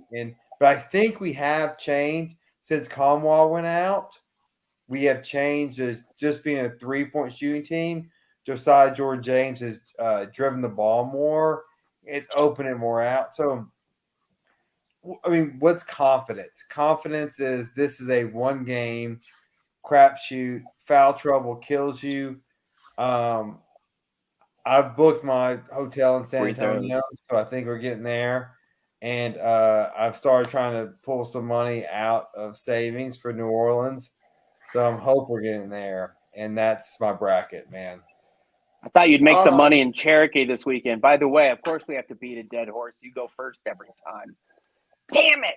Chain and I are so sick of it. Actually, But yeah. last. No, he doesn't. All right. You have to get in the top one square. Yeah. He only goes last on the coolest part. Hey, you can go first Hey, and bet Whoopi. your nuts. We always Raj do. Meta. And Robbie Davis. Raj Meta, what's your bet your nuts this week? Oh, damn it. See, I knew it. Yvonne is complaining about going first, so I just Well, set him up to go first. We always go first, but I didn't know you go straight from the Final Four to bet your nuts or Well, we're whatever. over 15 minutes. I'll give you my bet your nuts while you look around. Okay, I think the lowest seeded team capable of making a run to the Elite 8 may be Murray State. So I'm going to give you the Racers, who I think are an SEC quality team, laying 2 to San Francisco. Can you even bet on that? Do what? Can you even bet on that? He's got a daughter, dude. Murray State -2 versus Well, no, San can you Francisco. bet on them going to the Sweet 16 or the second round? No. Futures? I don't think so yet. No. We're giving people things to bet on, Randall. We're not just making random bets up. I am giving them a game to bet on. Oh, so okay. He doesn't have to bet on it, literally. Lay Oh, the 2 well, against my San Francisco. people that tweet me want to know what I'm actually making the money off of. I don't know Who, what your you- sister? Lay 2, San Francisco. All right, Brandon, you look like you have yours.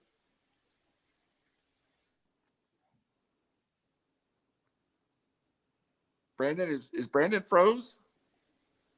Is everybody froze? I've got. I think I can move. Yeah. All right, Brandon Chain. Why don't you bet your nuts? He's. Oh, there he is. I can't tell my if he's frozen or blink not. for Ever 30 though. seconds. Ever. You never know. No, I got a good one. I just don't like LSU here, so I'm going to take Iowa State first round upset, 11/6. LSU's done. They're checked Is that out. on Thursday or Friday? That is Friday. Friday. Yes. Yeah. What's Friday, 7:20 p.m. Milwaukee. I'll Spread is LSU in 4. I'll take the money line. All right. Take the money line. Iowa State money line. There you go. Raj, it's time now. We've skipped over you. Hey. Come back. We've got you in the star box. It's only 3, but I've ridden them the whole time. I'll take Boise State +3. And I think people are going to jump on Memphis. So, the public will. Vegas, I don't think will. So I think it'll get up to 4. At all. I mean, talented team, they don't come together. Oregon, Texas right now, the same. Not as bad. But, yeah, Boise State is my answer at whatever the line is game day, provided it's not less than 3. I think there's a majority or a minority of people that primarily live in East Tennessee and Nashville that hate Memphis. I think the rest of the world doesn't really care how Memphis exists. And so they want to see Memphis Gonzaga 5-star matchups. I've heard that all over the place. I think most people gambling don't even know Memphis has 5 stars. I think they do, but whatever. I mean, I'll take Boise State is my point. For Robbie beat a dead horse.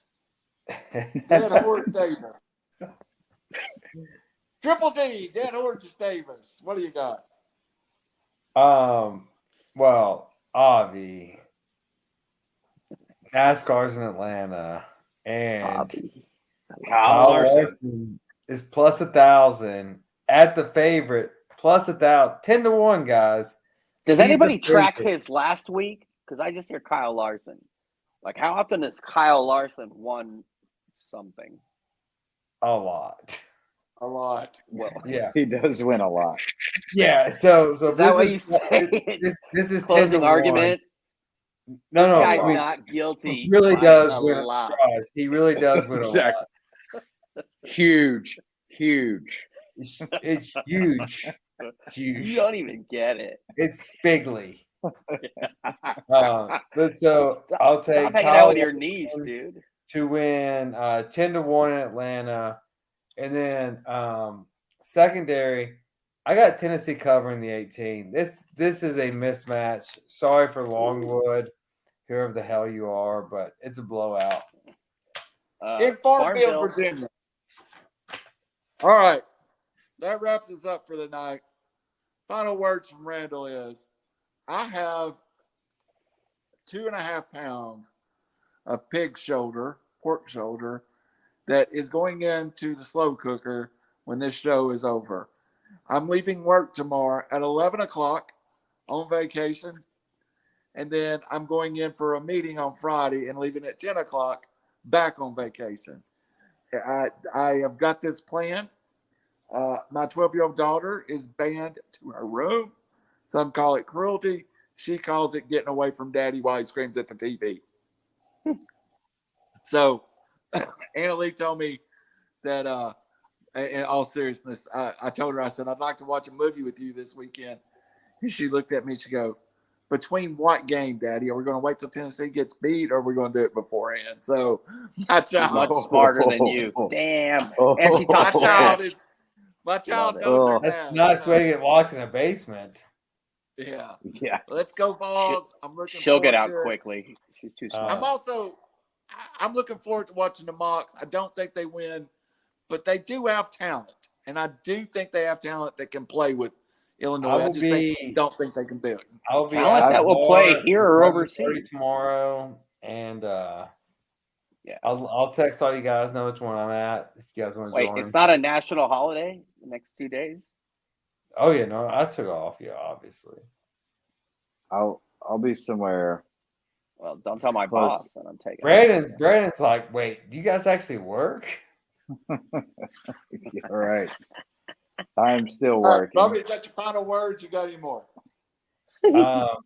No, nothing really for me besides this will be the most stressful 1 week or 2 weeks or 3 weeks that I've had in a while. Yeah. That's called expectations. Yeah. All right, Brandon Chain. Hypocrite. I agree with that. It is a little more stressful when your team's good. I obviously have nothing to worry about.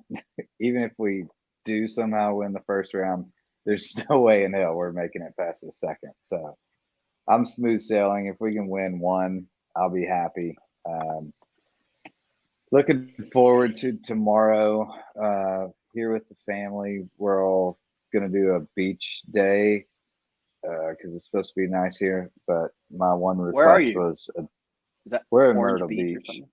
I will say Yeah, next week. Yeah. Spring next, break. It's like the Gatlinburg of the East Coast. It's pretty much what it Next is. week's reckless Enjoy. Never been speculation. before. Probably won't come back here, but Next week's reckless speculation will be dynamic one way or the other. It will either be happiness or sadness or anger. It's gonna be emotions. I'll be sad. Yeah. it I will might be. fall off a Maybe- ladder if certain things happen again. This time with a Maybe rope we should around my do. neck. Maybe we should do another little Sunday, like 45-minute quick update recap of what's going on. I just hope I'm touch going to on be at the March game. Madness. If SC wins the first game, hopefully I'll be Well, watching you can them lose to Auburn. Check in live for like 5 minutes or something. No, I just think- USC could seriously beat I- Auburn. USC that brackets the wall. I've got Randall always Auburn tells me to losing check in in live, the and then I'm second like round anyway, 10 beers regardless. in, and I'm like, I forget. Maybe, I'm maybe always- we'll get I on appreciate show. They can lose to Miami, and I could see Miami going far. You know, it's a weird 7-10 game. Totally agree. You know, we can see, but sorry, Brandon, I didn't know if you were. No, I'm done. Randall didn't cut you off, so. But you do always. No. Well, that's it for reckless speculation. We'll see you next That- week. No shit, All right, man. Raj. I deserve to be cut off. No, that's all I Raj. do. Roger, what do you got for last words? Well, aside for being self-deprecating, I think the committee this year, every year they get cute. This year they were way too cute with their matchups and contrasting styles. Like I said, a 4-guard lineup in Miami and Colorado State facing big teams in Michigan, respectively, and USC.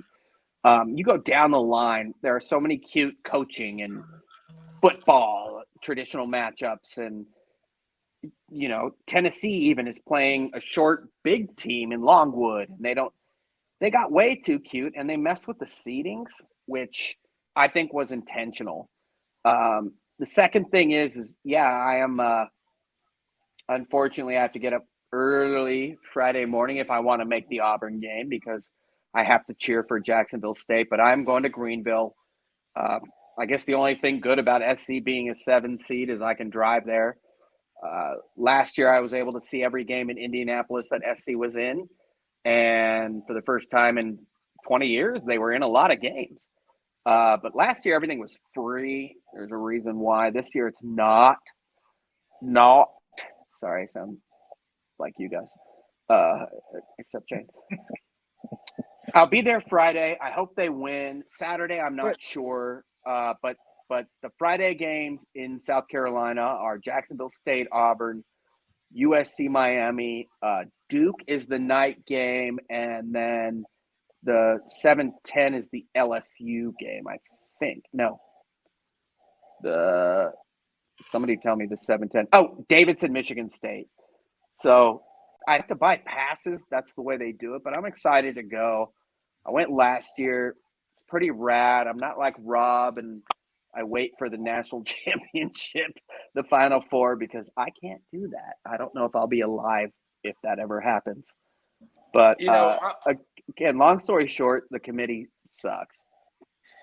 Too cute. I'm not much of a couch guy that sits on the couch and watch games, but the next 2 days, 3 days, 4 days, I am National a couch. holidays. So, All all right, guys, we've almost More went 2 TVs. hours. For Randall, for Raj, for Robbie, for Chain, for a lot of reckless speculation tonight. Goodbye. Good luck. And we might see you Sunday. I think that's a good idea. We'll see you Sunday, Yeah. probably for a little update. I don't know if I can Cheers. count.